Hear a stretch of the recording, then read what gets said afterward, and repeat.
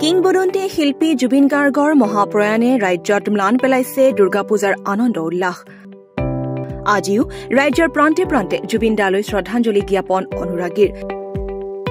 আমিনগাঁওস্থিত Narayana super speciality হাস্পতালত জুবিন গাৰ্গৰ প্ৰতিচ্ছবিত শ্ৰদ্ধাঞ্জলি জ্ঞাপন কৰে একাংশ চিকিৎসাকৰ্মীয়ে সমস্যৰে মায়াবিনী ৰাতিৰ বুকুত গীতেৰে শিল্পীগৰাকীলৈ শ্ৰদ্ধাঞ্জলি জনায় অনুৰাগীসকলে উল্লেখ্য যে কাইলৈ পালন কৰিবলগীয়া বিশ্ব হৃদয় দিৱসৰ লগত সংগতি ৰাখি উলিওৱা হয় এক বাইক ৰেলী এই বাইক ৰেলীৰ পূৰ্বে অনুষ্ঠিত কৰা হয় শিল্পীগৰাকীৰ প্ৰতি শ্ৰদ্ধাঞ্জলি অনুষ্ঠান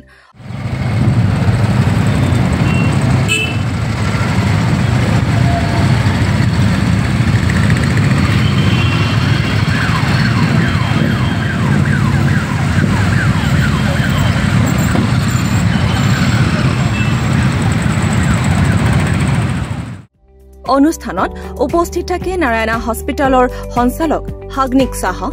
হাস্পতালৰ অধীক্ষক ড সমৰ দত্ত জনসম্পৰ্কৰক্ষী বিষয়া ধ্ৰুৱজ্যোতি দাস আতুৰ ৰহমানকে ধৰি চিকিৎসা কৰ্মীসকলো হিয়াৰ আপোন জুবিন গাৰ্গৰ আকস্মিক মৃত্যুৱে আমাক সকলোকে যথেষ্ট বিয়োগ দিছে চ' আজি আমাৰ হাৰ্ট দিৱসৰ যোনটো আমি ৰেলী ওলাম তাৰে আৰম্ভণিতে আমি জুবিন গাৰ্গ আমাৰ মৰমৰ জুবিন দাক আমি শ্ৰদ্ধাঞ্জলি দি আমাৰ যিমানখিনি আমি চেষ্টা কৰিব পাৰোঁ জুবিন গাৰ্গৰ লিগেচিটো আমি কেৰি কৰিবৰ কাৰণে তাৰ কাৰণে আমি শ্ৰদ্ধাঞ্জলি জ্ঞাপন কৰিছোঁ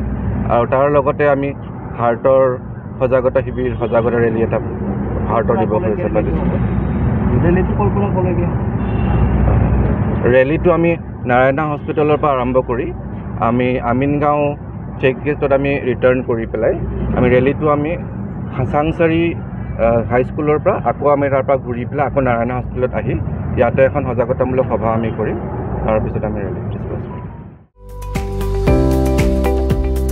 news desk report D news আৰু ডি নৰ্থ